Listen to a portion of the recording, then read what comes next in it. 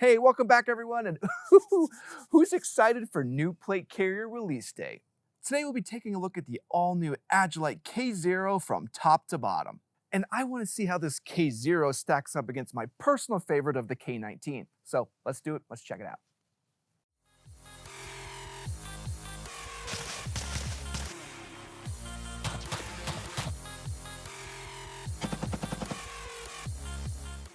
So as I said, I'm really excited to bring you this day one release of the K-Zero, and I'm pretty excited to show you all the really cool changes that they made. Because there were a lot of folks that cried about some really small things on the K-19. Good news though, we got a bucket on the channel for those folks to cry into.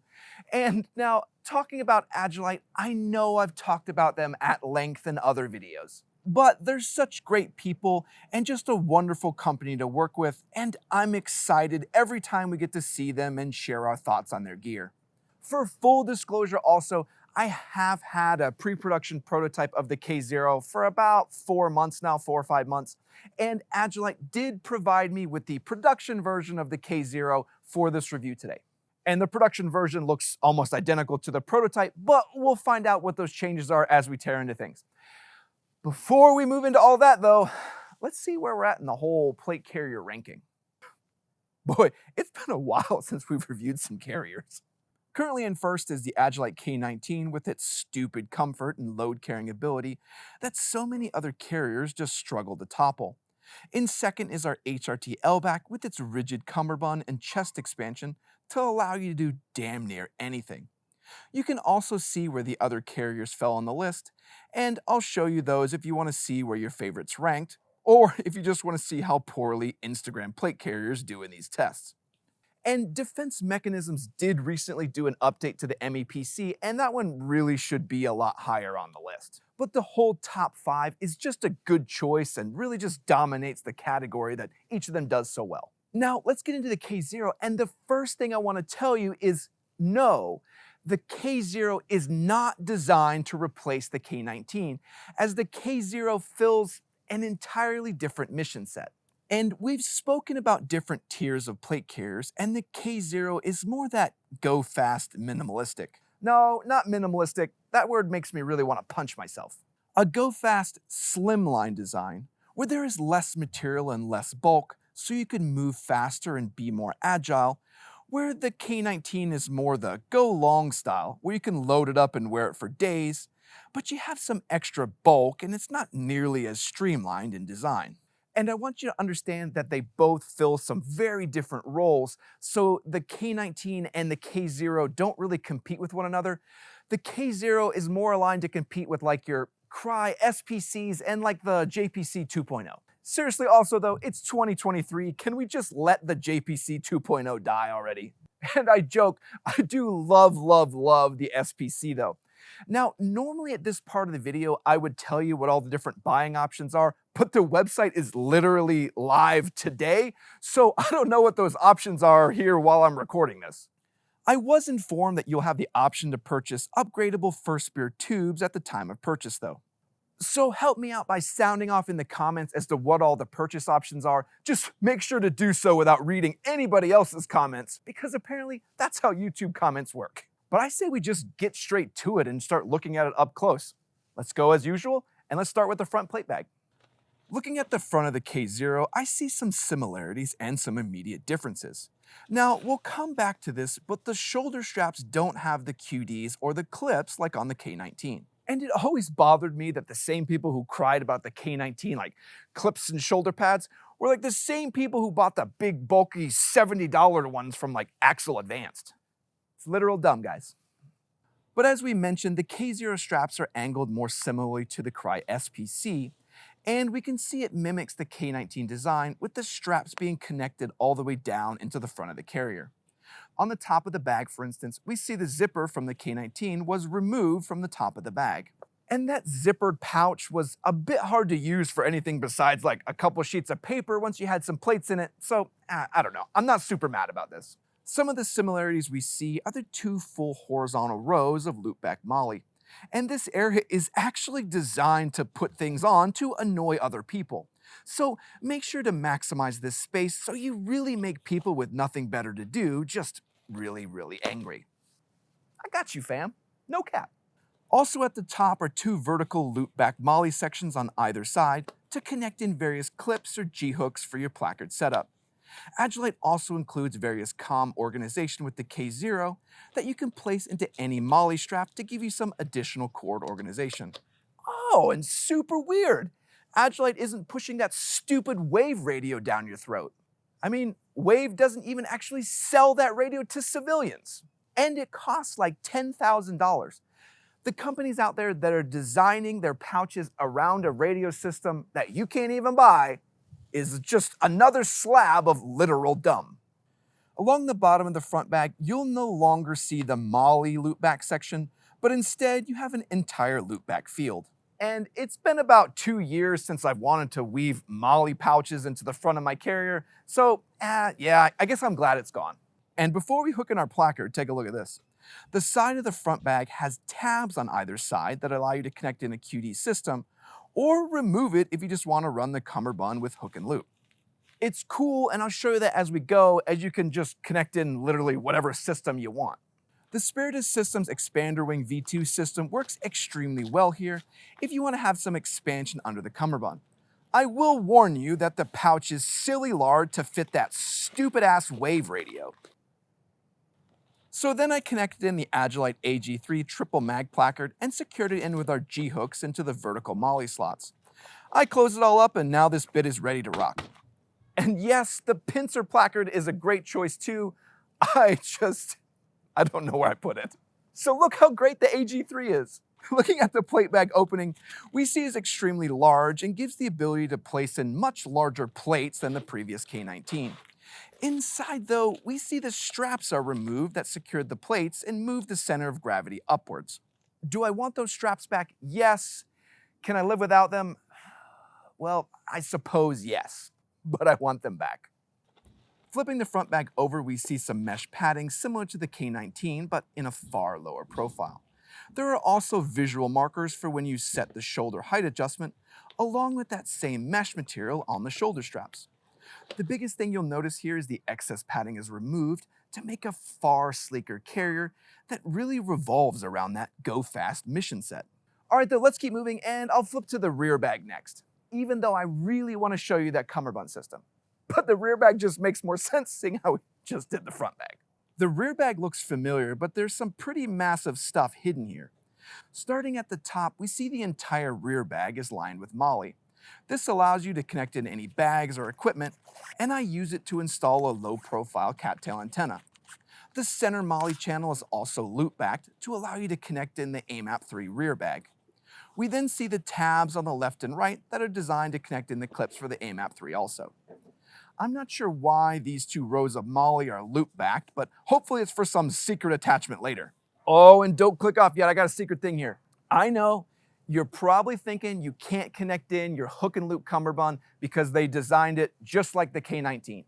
But you're wrong, and I wonder if you can guess where this next design portion came from. The bottom of the rear bag can actually be lifted up to reveal a full hook and loop field, allowing you to connect in your favorite hook and loop Cummerbund system and then close this flap to lock it all down. And by having this hook and loop and MOLLE integration means you can run the Agilite Cummerbund system, a Cry skeletal Cummerbund system, or even a Defense Mechanisms hybrid Cummerbund. Cry about that one, Reddit. No, I'm just kidding. There's plenty of crying going on over there. The bottom MOLLE area also has two tabs on each side to connect in the Agilite Cummerbund system. And these clips are easily removed if you don't want to use this style of Cummerbund. The rear plate bag mimics the front and has a nice large opening and connects inside of itself. Again though, we don't see any straps to pull the weight upward, so you're going to get a much lower center of gravity and feel more of the weight than you do on the K19. Flipping over the rear bag, we see the same mesh padding that has a significantly lower profile. The padding is on the entire back of the rear bag and flows up and onto the shoulder pads as we saw on the front. And I really like having all that extra padding because it means you can actually scale the entire carrier up without it being like the most uncomfortable thing on the planet. Check your favorite Instagram plate carrier. It absolutely sucks to scale up if you don't have any sort of padding or support. But tell you what, let's finally do the cool stuff and take a look at that Cummerbund. Here we see a familiar style to the K-19 with some nice upgrades. Now, I do want to immediately highlight that there is also the Warfighter Structural Cummerbund that is coming out later.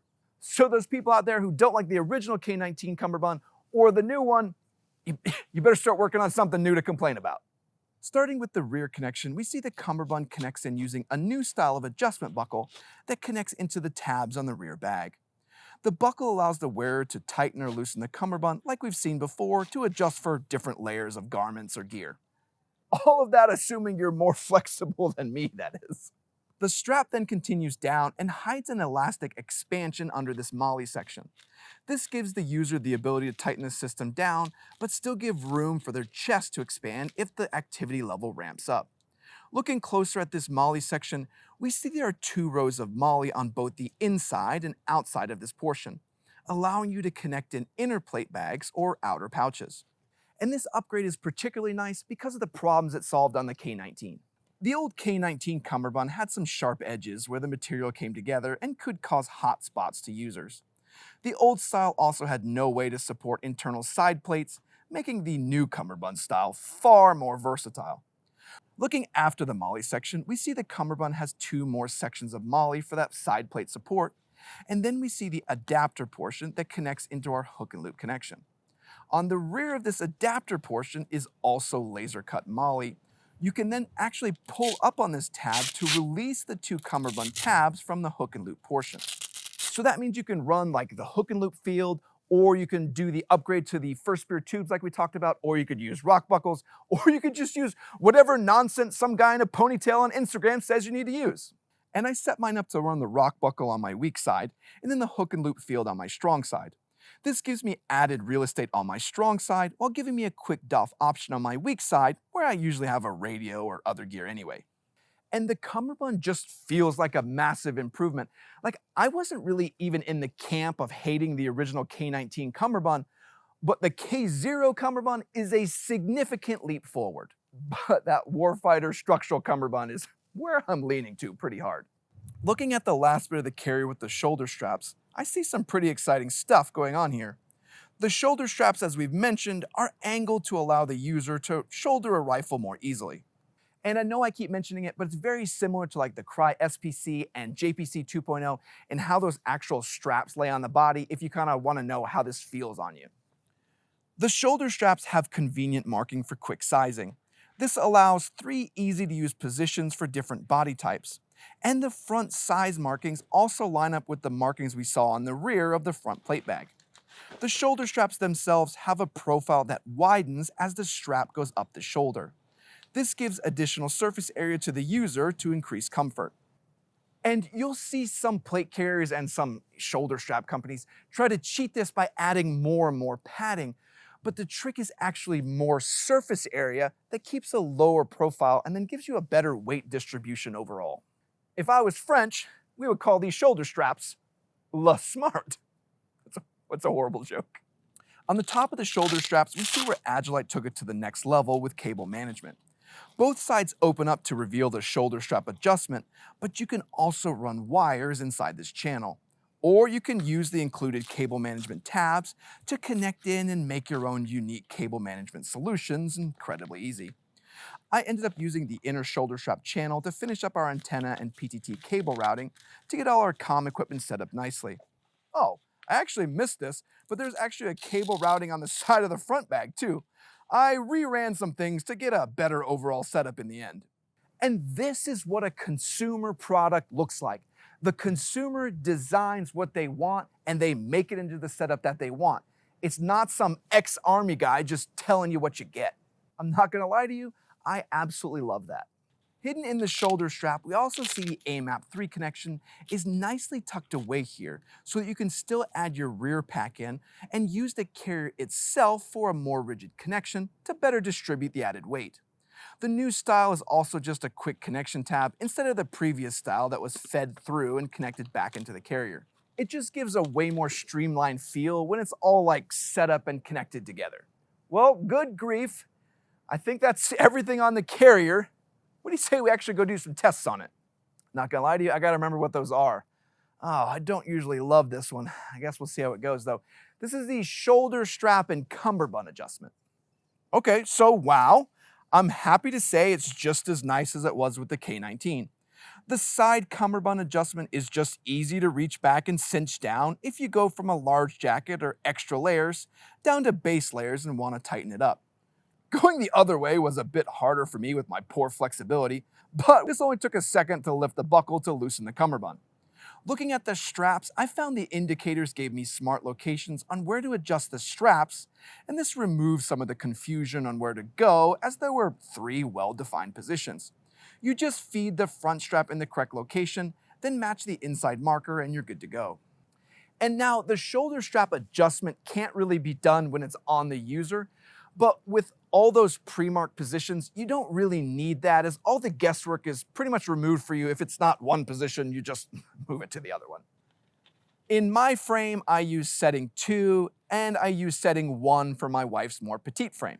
And there's plenty of room for some micro adjustments if you're, I don't know, if you're OCD like that. All right, though, let's move on to the next test and we're gonna look at the size adjustment range. Here the K-Zero just does amazing as the carrier is super easy to size with the smart shoulder straps along with the cummerbund that can be adjusted to fit damn near anything. I had this carrier fit to my frame easily and the time spent sizing and fitting was, I don't know, almost 0. Similarly, the K-Zero fit my wife's more petite frame after adjusting the shoulder straps to 1 along with tightening down the cummerbund straps. And there's really just a ton of adjustability for different body sizes and different types. Now, the Warfighter cummerbund may take away some of that, size range for the sake of rigidity, so just be aware of that if you're looking to upgrade. I really should have this list of tests written down somewhere. All right, so next is plate insertion and size. Here we see the mouth of the K-Zero was widened significantly from the K19 counterpart. I have some of our thicker 1.1-inch RMA Plates gear level 4 plates that have no issues fitting at all. We then also have our thinner HESCO 4401s that slide in and out without issue, and they all connect in securely. And I guess I would expect this, but you rarely see it. All the plates fit just fine. Okay, well, let's move on to the next test, and that's going to be to show you all the available color options. At release, Agilite will offer this in 3 colors of black, multicam, and Ranger green. So not a ton of color options, but it's kind of the staple as to what Agilite offers, and they do sometimes have those unicorn colors that they do for their giveaways. But tell you what, let's move on to the next test, which is the expansion test, and the K-Zero does extremely well here. From the rear of the carrier that includes connections to the AMAP 3 or any MOLLE solution, to the fully configurable front placard system to hook in literally any placard you want, to the user-defined front cummerbund solution with inner and outer MOLLE to add pouches, and then the fully customizable cable routing solutions on the shoulder pads, you have a setup that lets you do it all and allows you to easily scale up and down with ease. And since it's all padded and supported so well, you can actually scale it up and it won't just fatigue the hell out of you. Expansion on the K-Zero is just done extremely, extremely well. All right, next, let's move over and do the donning and doffing test and actually throw this thing on. With the customized cummerbund connections like I have set up, this is just incredibly easy, as you can just slide in your head and arm and connect in one side. Then you can tighten the cummerbund as needed. Removal is just as easy as you can just release the QD buckle and remove the entire carrier in reverse. And there's absolutely no issues there, as I can literally design the plate carrier to operate how I want it to, instead of just being stuck with the single design or just however it came. Ooh, so I've been wanting to test this next one, as there's just been like a ton of crying about this. So next we're gonna look at the rifle cheek weld test, and I'm actually gonna test this out by testing it on the actual shoulder strap itself, and then I'll also test and see how it performs if I put it on the actual, crux of my shoulder also. I first tried this against the shoulder strap itself. I hadn't noticed this, but the same material that had the sizing marking was also more of a rubberized material. This allowed the stock to really stick to it and get a super firm connection point. I did notice there was a bit more bulk and found collapsing down my stock one click worked best to make this whole setup work. Getting a cheek weld off the shoulder pad was extremely easy. Moving the stock outside of the strap itself, I found I could easily use this position also.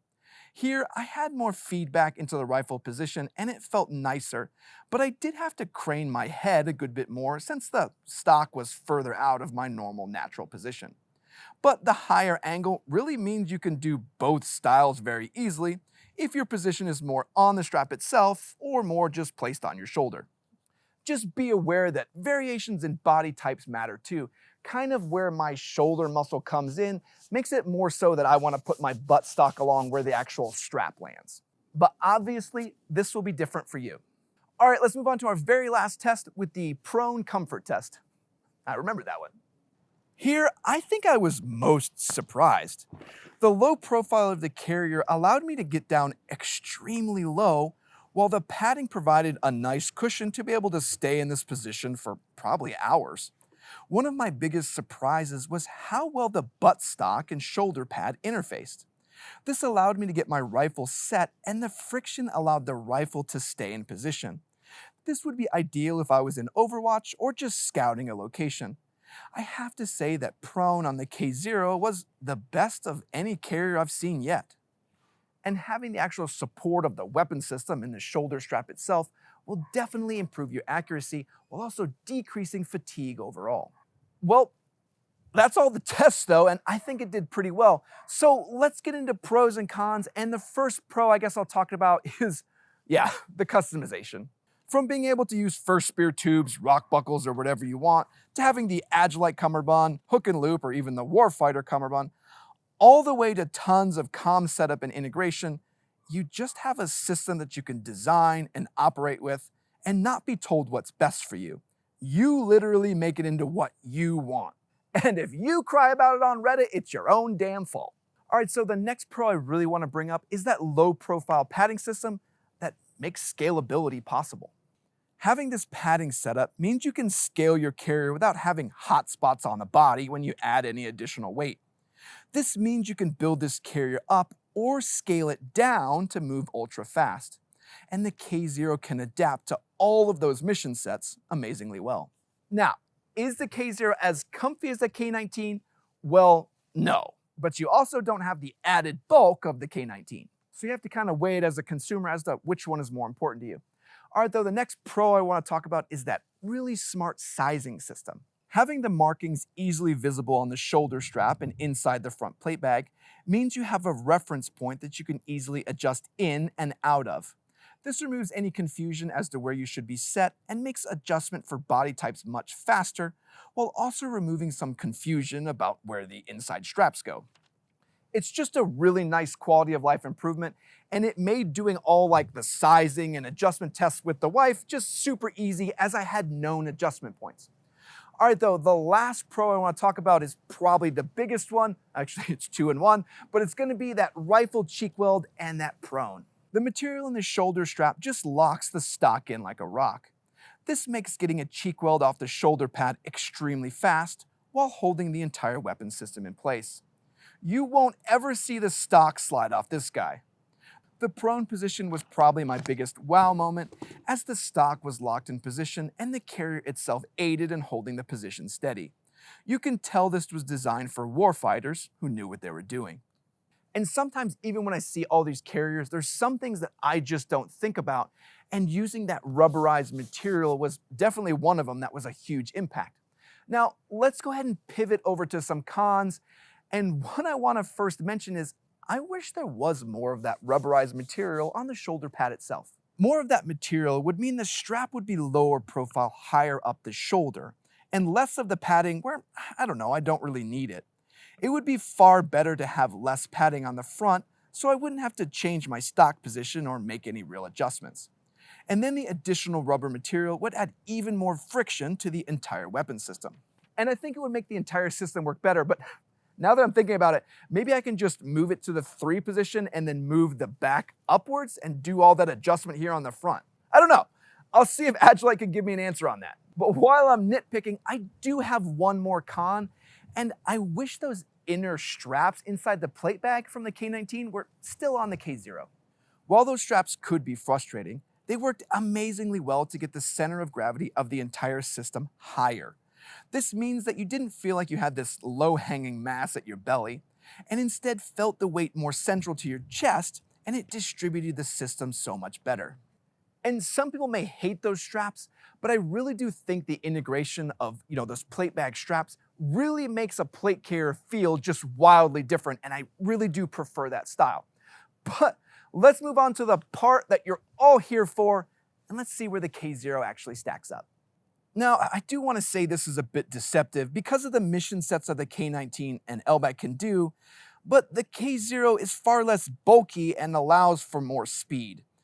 Normally, I would place the K-Zero in third, but I think we're getting into a weird spot here where I'm not really telling you the whole story. So instead, I'll take the time to break up the list to have kind of our load bearing and then like our normal carriers, so we have more of this kind of go long and go fast categorization.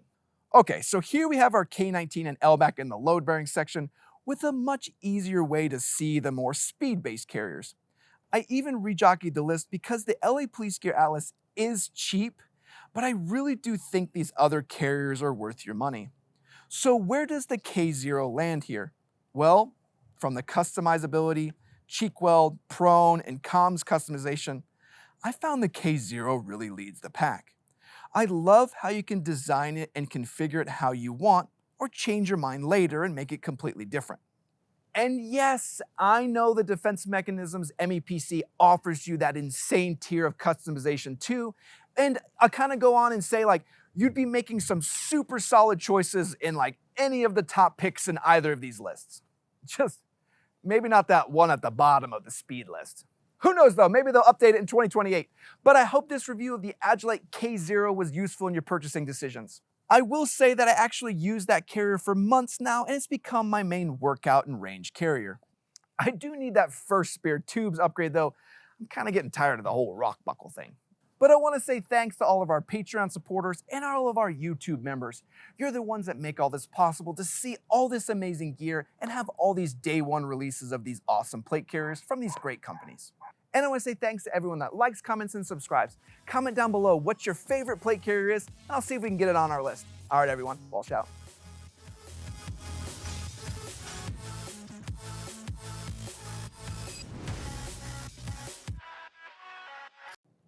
Oh, weird.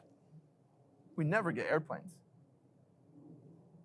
Someone's gonna mention the Shaw Concepts, and it's like $800. I just can't recommend that. So it's probably gonna go on the bottom. Even if it's great, it's probably great. It's $800. It's fantastic. No.